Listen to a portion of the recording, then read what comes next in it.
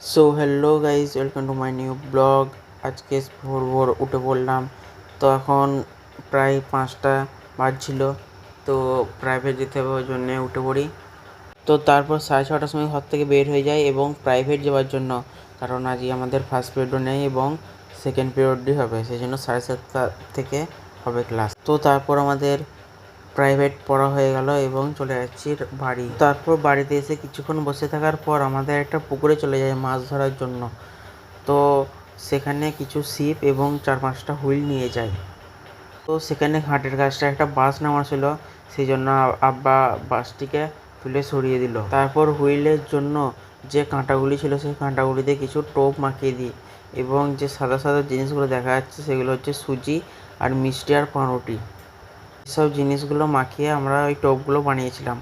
তো তারপর যেখানে হুইলগুলো রেখেছিলাম সেখানে চলে গেলাম, দেখলাম সেই জায়গাটা কিছু লতাপাতা গাছ আছে।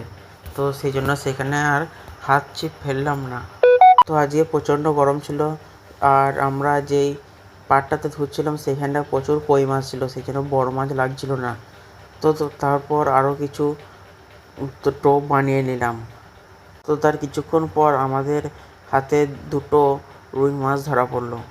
তো আজকে সারাদিনে 2টো রুই মাছ আর কিছু কই মাছ ধরা পড়লো। তো আজকের ভিডিওটা যদি ভালো লাগে তাহলে একটা লাইক, সাবস্ক্রাইব আর শেয়ার করে দেবে। তো এখন চলে যাচ্ছি বাড়ি।